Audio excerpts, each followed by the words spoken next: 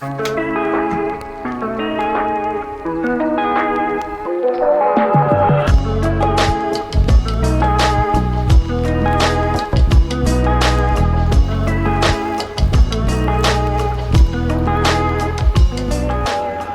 is the Mino, Outin's new portable heat and brew espresso maker.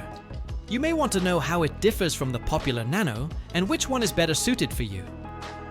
Outin sent me this for early testing.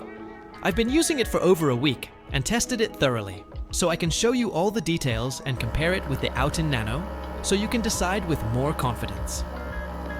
Let's start with a quick unboxing. The packaging has a lot of outdoor elements, which shows the product's focus. The coffee maker comes in a nice travel bag that feels ready for a trip. This is the OutIn Mino. At first glance, it looks clean, and it is quite compact. In the box, there's an essential kit. Under that, you have a coffee basket, which looks larger than the Nano's basket, and here's a dosing ring. You also have a spoon that doubles as a tamper. In the essential kit box, you get the manual, some stickers, a USB-C charging cable, and a basket removal tool. That's the full set, and it's straightforward enough to get brewing right away. The Mino is indeed smaller than the Nano, and you can hold it with one hand easily.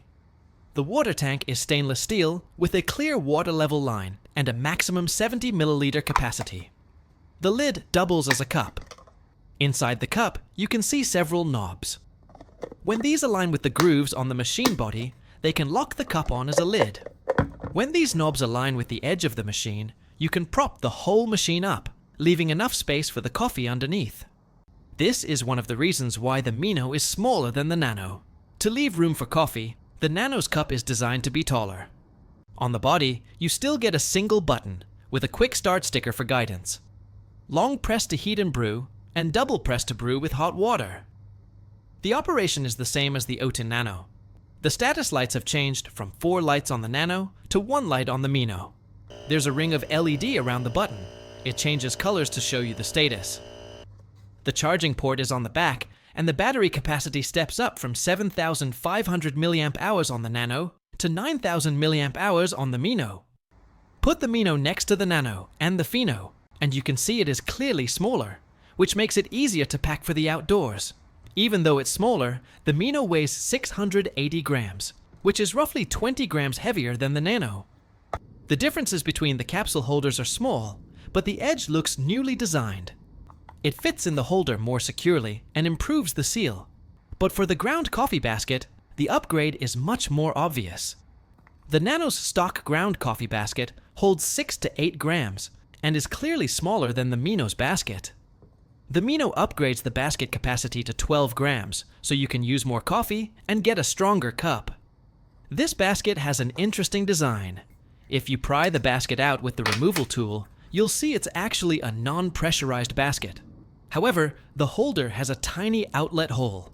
When the basket is pushed snugly into the holder, it actually works like a pressurized basket. However, the Nano's Basket Plus is not compatible with the Mino. The holders have the same diameter, but the threads are different, so it won't screw in. I don't know if Outin will release a true non-pressurized basket for the Mino later. If you own the Outin stand, both the Nano and the Mino fit on it perfectly. In my opinion, the Mino looks better than the Nano and has more refined details. The smaller size is also important for a portable device, but those are not the main upgrades. The Mino's big pitch is durability and readiness for harsher conditions. The water resistance goes from IPX4 to IP67. The brand also claims better operation in cold temperatures and at high altitudes, which speaks directly to outdoor and travel use. For a simple water test, I soaked the Mino in a tank of water for 2 minutes. When I took it out and powered it on, it worked immediately. So for outdoor use like kayaking, or if you drop it in water by accident, it should be fine. I also put the machine in the fridge at a few degrees below zero for half an hour. It still worked normally after I took it out. These upgrades make the outdoor focus clearer, while the Nano seems better for light outdoor and casual use. I also tracked how many cycles the Mino could handle on a full charge. Under normal use, I can get 5 full heat and brew cycles without problems. I also ran a continuous operation test to see how they'd perform. Both the Nano and Mino were fully charged, and I had them continuously heat 50 milliliters of water back to back. The Mino completed 4 full cycles before the battery ran out. With the Nano, I got 3 heating cycles in the same test. Keep in mind though, each operation was done consecutively without letting the machines naturally cool down. So the continuous operation numbers are about 1 to 2 cycles less than what you'd get with normal use. Now let's check heating speed and brew timing with capsules, since many travelers bring capsules for convenience. I used the same Nespresso capsules and room temperature water at 27 degrees Celsius and added 50 milliliters to each. Long pressed both buttons at the same time and started the timer. On the Mino, the button LED blinks during heating to show progress. On the Nano, 4 lights show the progress instead. At 2 minutes and 24 seconds, the Mino stopped heating and started extraction. That almost matches the 149 seconds claimed on the website.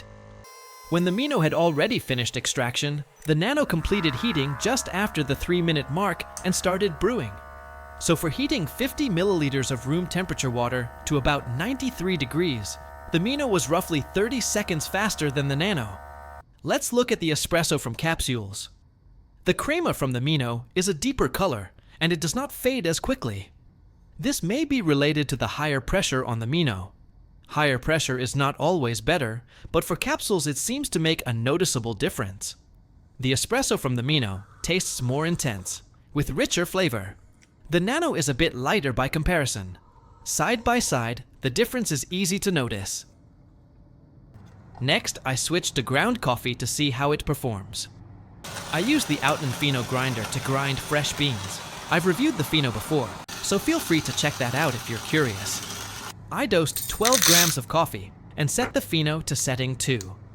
Since the basket still behaves like a pressurized basket, I went a bit coarser than a normal espresso grind. After grinding, the Fino grinder has a thread-on ring for dosing. I really love these little design details from OutIn that make the workflow tidy and smooth. Attach the dosing ring to the basket, and then you can pour the coffee grounds from the catch cup into the basket without making a mess. If you have a WDT tool, it helps to break up clumps and distribute the grounds evenly. If not, just tap it on the table a few times and it'll be level. Then tamp with the included tamper. Remove the dosing ring and put on the lid. Place the basket into the holder, screw it onto the Mino, and it is ready to brew. The whole workflow is quite smooth. This time I brewed with boiling water. Fill it to the 60 milliliter line, which yields around 30 grams of espresso.